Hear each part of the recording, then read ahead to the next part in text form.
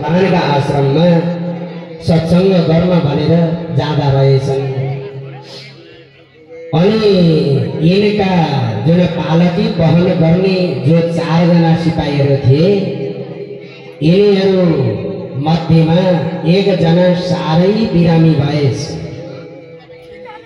अनि राजाले भने होइन, पालकी वहन गर्ने खोजेर लिएर आऊ भनेर आफ्ना सिपाहीहरूलाई पठाए।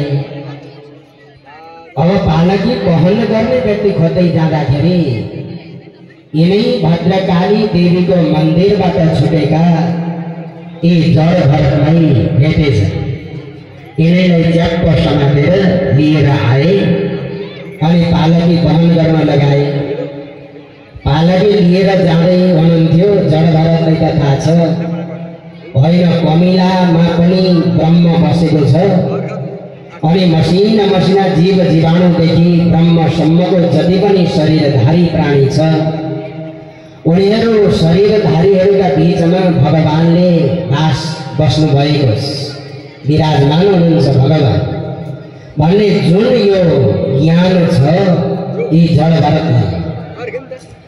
अनि पर जाँदाखेरि त्यो मार्गका बीचमा किरा फट्याङ्ग्राको साह्रै ठुलो झुन्ड भएर तल्लोपट्टिको तटबाट माथिल्लोपट्टिको तटमा जाँदो रहेछ, लड्को लागेर जाँदैछ। अब पालकी वहन गर्दै जाँदै हुनुहुन्छ। अब सिधै जाउँ भन्दाखेरि बिचरा कुल्चिएर पाइलाले टेकिएर मर्ने भए। अब यिनीहरूलाई बचाउनका लागि चाहिँ के गर्ने त जड भरतले भन्दा, अब छलाङ लगाएर फुट उफ्रिएर तिनीहरूलाई नागेर जोगाउनु पर्ने अवस्था आयो। 4 जनाले बोकेको पालकी छ। एउटा जड भरत चाहिँ छलाङ लाएर मजाले अगाडि फड्का मार्दाखेरि जब त्यो पालकीको हरिशले गएर ती राजाका पुरपुरामा घडमसँग लागेछ, किन उनले छलाङ हाले। अनि यी जड भरतको जुन यो छलाङले गर्दा यिनको यो पुरपुरामा चोट पर्यो। होइन है बुढा र साधति क्रमत किमिति विषम उयति यानमिति, होइन है मेरा सेवक हो, यो पालकी अलि राम्रोसँग वहन गर, किन यो पालकी डगमगायो है मेरा सेवक हो भने सेवकहरूलाई भने राजाले। सेवकहरूले भने राजा महाराजा हाम्रो गल्ती होइन, अहिले भर्खरै नियुक्ति भएको जुन अलि मोटो मोटो पुरुष छ नि हो, यसको गडबडीले गर्दाखेरि पालकी डगमगाएको छ, तपाईँको पुरपुरामा चोट परेको छ। हामीलाई गाली नगर्नुहोस् है राजा, गाली नगर्नुहोस् भनेस्। अब राम्रोसँग पालकी वहन गराऊ भने राजा ल ठिकै छ भनेर पालकी वहन गराउँदै थिए। अलि पर जाँदाखेरि बाटोमा त्यस्तै छ हेर्नुहोस् है, माथिल्लो किनारबाट तल्लो किनारमा कमिलाको चाहिँ यति धेरै झुन्ड जाँदो रहेछ, लड्को लागेर जाँदैछ।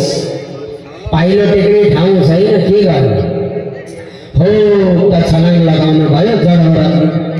अब त्यो पल्ट पनि अर्कापट्टिका पुरपुरामा गएर जड भरतका पुरपुरामा धडामसँग त्यो पालकीका हरिशले लागेछ। बेचारा राजा मरणासन्न भए। अब त आफ्ना सेवकहरूलाई यति धेरै गाली गरे, हे बुढा रह साधति क्रमत किमिति विषम उयति यानमिति, हे मेरा सेवक हो, पालकी अलिकति राम्रोसँग वहन गराओ।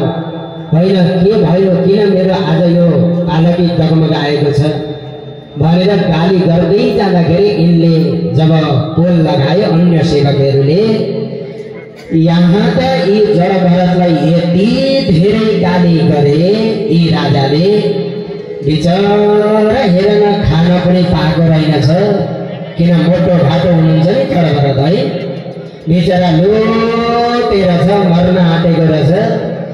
पहिले यसलाई त दबाई पानी गर्नुपर्ने रहेछ, 2-4 चड्कन लगाएर मजाले औषधि गर्नुपर्ने रहेछ यसलाई। ल हेर न बिचरा, हेर त कति लुतो छ यो, हेर त मर्न पो आँटेको रहेछ त भने राजाले अलि बाङ्गो बाङ्गो भाषा प्रयोग गरेर यी राजालाई, यी जड भरतलाई यसरी गाली गरेछन्। जड भरत पनि के कम आत्मा परमात्मा सबै बुझेको हुनुहुन्थ्यो। जुरुक्क उठेर यी राजालाई भन्नुभएछ, राजा होइन पालकीमा बसेर जाँदै हुनुहुन्छ, सत्सङ्ग गर्न जान्छु भनेर तपाईँ भन्दै हुनुहुन्छ, तर आज मलाई चाहिँ यसलाई कुटपिट गरेर दबाई गर्छु, औषधि गर्छु, दण्ड चिकित्सा गर्छु भनेर मलाई भन्दै हुनुहुन्छ। होइन तपाईँले मलाई मेरो शरीरमा एक थप्पड हान्नुहुन्छ होला, त्यो एक थप्पड हान्दाखेरि मेरो यो शरीरको मासुलाई दुख्छ होला, तर यो मेरो शरीरमा भएको यो आत्मालाई त कहिल्यै दुख्दैन, किन मेरो आत्मा भनेको त अजर अमर छ। न मेरो आत्मालाई दुख्छ, न मेरो यो आत्मालाई डराउँदाखेरि खरानी बनाउन सकिन्छ, न पानीले भिजाउँदाखेरि ढिलो बनाउन सकिन्छ यो आत्मालाई, न यो शरीरलाई हावाले सुकाएर सानो बनाउन सकिन्छ। यो आत्मा त अजर अमर छ राजा भनेर जब जड भरतले भनेपछि यी राजाले भनेछन्, होइन होइन, भात पकाउँदाखेरि जसरी भाँडा खरानी लगाइन्छ अनि भाँडा खरानी लगाएर आगो बालेका ठाउँमा राखिन्छ, बसालिन्छ, त्यहाँ चामल पखालेर राखेको छ, पानी लगाइएको छ, आगो बल्दैछ। अब त्यहाँनिर सबैभन्दा पहिला के तात्छ आगाले भन्दा भाँडो तात्छ। पहिले एकैचोटि चामल त तात्दै भाँडो तात्छ है, भाँडो तातो, भाँडो तातेपछि पानी तातो, पानी तातेपछि चामल तातो, अनि भोजन भयो, भात भन्छौँ नि हो, भोजन तयारी भयो। हो त्यस्तै तपाईँको यो बाहिरी छालामा एक थप्पड हान्दाखेरि चर्म मर्मका भेदले गर्दा तपाईँको यो भित्रको जुन आत्मा छ त्यो आत्मालाई कसरी दुख्दैन होला भनेर तपाईँले ठानेको होला, तर यो शरीरको जुन आत्मा छ त्यो भातको चामल पाकेर भात भए जस्तो यो आत्माको धर्म होइन राजा। यो शरीरमा आदि व्याधि आउनु, टाउको दुख्नु, अनि हाच्छिउँ आउनु, ज्वरो आउनु, यी आदि इत्यादि हुनु यो शरीरका धर्म हो, तर आत्माको धर्म होइन कहिले पनि। र यसलाई ज्वरो आएका बेला आत्मालाई दखल पर्दैन, टाउको दुखेको बेला आत्मालाई दखल पर्दैन, अप्ठ्यारो हुँदैन। आत्मा त ज्योतिर्मय छ, ईश्वरीय जुन सत्तालाई स्वीकार गरेको छ जुन आत्माले भनेर यसरी जुन आत्मा र परमात्माका चर्चा जब गर्नुभयो, ओहो जड भरत त छक्क परे।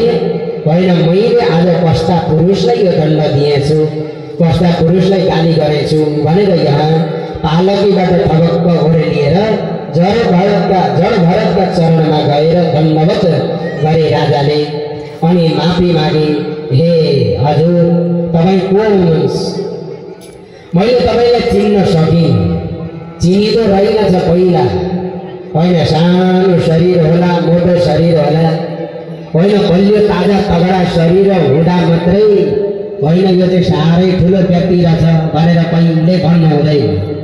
छोटो लामो भएर के छ र सके चाहिन्छ तेजस्विता लेख्नु भयो नि कविहरू।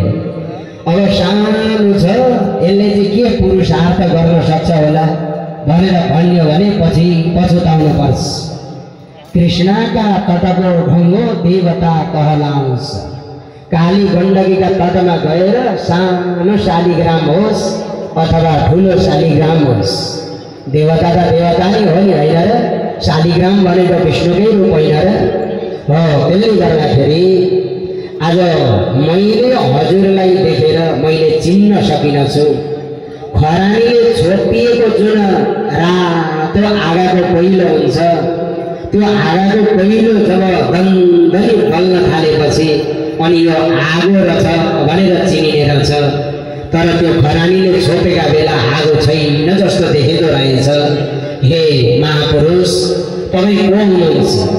यसो हेर्दाखेरि शरीरमा अलि ठुलो जनै पनि लगाएको देखिएको छ। तपाईँ को हुनुहुन्छ? हामीलाई सच्चा सच्चा परिचय दिनुहोस्, तपाईँको परिचय भनेर यिनले भनेपछि यहाँ साह्रै धेरै सम्झाउनु भएको छ। होइन राजा, तपाईँ त अलि दैचिउरे स्वभावको हुनुहुँदो रहेछ। किन अहिले भर्खरै मलाई चाहिँ दण्ड दिन्छु, चढेदम लगाउँछु, थप्पड दिन्छु, दबाई पानी गर्छु भनेर मलाई भन्दै हुनुहुन्थ्यो। अब अहिले आएर 2-4 मिनेट पछाडि मेरा चरणमा परेर हात जोडेर माफी मागिरहनु भएको छ। यस्तालाई समाजमा दैचिउरे भनेर भनिन्छ राजा। यस्तो व्यवहार कहिल्यै गर्नु हुँदैन। अहिले रूप भाषा बोल्दै हुनुहुन्थ्यो, अहिले आएर मसँग अमृतमय भाषा बोलिरहनु भएको छ भने यस्तो समाजमा बसेर तपाईँले यदि बोल्नुभयो भने, व्यवहार गर्नुभयो भने तपाईँलाई कसैले पनि सज्जन रहेछ भनेर भन्दैनन् राजा भनेर यहाँ जडभरतले कति राम्रोसँग सम्झाउनु भयो, भवाटडीको वर्णन गरेर सुनाउनु भयो। अगाडि गएर यहाँ सुखदेव स्वामीले राजा परीक्षितलाई यी खगोल भूगोलका प्रसङ्गहरू वर्णन गरेर सुनाउनु भयो। नरकको चर्चा गर्दै जाने क्रममा 28वटा नरकहरूको चर्चा गरिएको छ। तामिश्र, अन्धतामिश्र, रौरव, महारौरव, कुम्भिपाक, अशिपत्र वन, कालसूत्र आदि गरेका यी 28 नरकहरू छन्। यिनीहरूको चर्चा गरेर सुनाउनु भयो सज्जनवृन्द। र यसरी यो नरकको चर्चा गरेर सुनाएपछि राजा परीक्षितले प्रश्न गर्नुभयो, गुरुदेव हजुरले मलाई यो नरकको चर्चा गरेर सुनाउँदाखेरि त मेरो यो शरीर अहिले थर कामेर आइरहेको छ, म कामिरहेको छु, मलाई भय चढिरहेको छ भनेर जब राजाले भनेपछि सुखदेव स्वामीले भन्नुभयो, होइन राजा, तपाईँले के त्यस्तो नराम्रो कर्म केही गरेको थियो र भन्नुभयो। अनि गुरुदेव मैले एउटा जानेर होस् अथवा नजानिकन होस् जीवनमा एउटा नराम्रो कर्म गरेको थिएँ। के गरेका थियौ भन्दा मैले एउटा मरेको सर्प टिपेर लगेर एकजना ऋषिका गलामा माला लगाइदिएको थिएँ।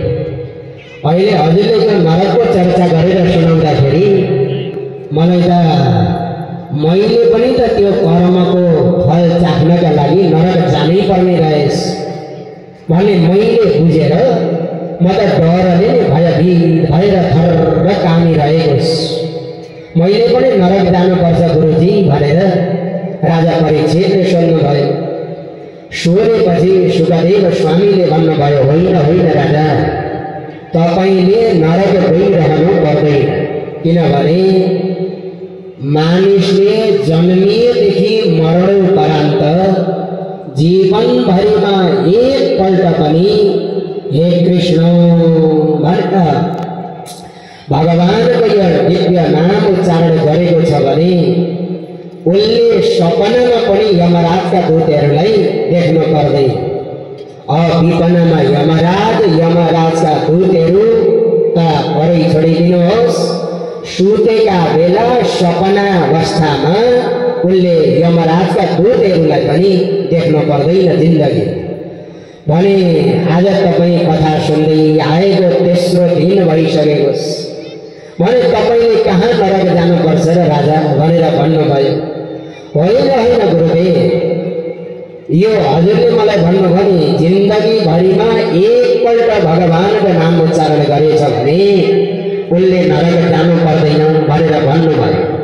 जीवनभरिका सारा पाप तापहरू नष्ट भएर जान्छन् भनेर मलाई चर्चा गरेर सुनाउनु भयो। तर मलाई त कस्तो लाग्छ भने जसरी जङ्गलमा चर्दै गरेको जुन हात्ती छ त्यो हात्ती तिर्खाउँछ अनि गर्मीले जब शरीर साह्रै तातेको हुन्छ नुहाउन भनेर त्यो हात्ती जलाशयमा जान्छ। गएर त्यो गहिरो पानीका तहमा गएर मजाले शरीर डुबाएर हात्तीले नुहाउने गर्दछ। अब नुहाइसक्छ र बाहिर त्यो नदी किनारमा आएर त्यो तातो तालुवा आफ्ना सुँडले उठाएर छर्र डडेल्दामा हात्तीले खन्याउने गर्छ भने त्यो हात्तीले नुहाएको र ननुहाएको के सार्थक भयो गुरुजी? मैले भन्न खोजेको के हो भने हजुरले मलाई यो भन्नुभयो यहाँ चर्चा गर्दै जाँदाखेरि हजुरले भन्नुभयो मानिसले जिन्दगीभरिमा एकपल्ट भगवानको नाम उच्चारण गरेछ भने उसका जीवनका सारा पाप तापहरू नष्ट भएर जान्छन् भनेर मलाई चर्चा गरेर सुनाउनु भयो। भने मानु 40 वर्षको हुन्जेलमा उसले 40 वर्षको हुँदा एकपल्ट नाम लिएछ श्री हरि भनेछ है। ल त्यहाँदेखि यता गरेका नराम्रा कर्महरू त दही पखाली भएर गइहाल्यो।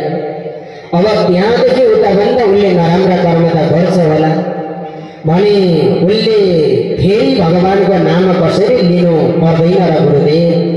त्यस्तो कुनै इतिहास छ र घटेको घटना छ र भनेर राजा परीक्षितले सुखदेव स्वामीसँग यसरी सोधेपछि यहाँ भन्नुहुन्छ राजा परीक्षितले सोधेपछि सुखदेव स्वामी भन्नुहुन्छ, हे राजन परीक्षित सुन्नुहोस्, म तपाईलाई एउटा पुरानो इतिहास वर्णन गरेर सुनाउनु भन्दा पहिला अब हामी माझ एउटी सानी बालिका 7 वर्षकी बालिका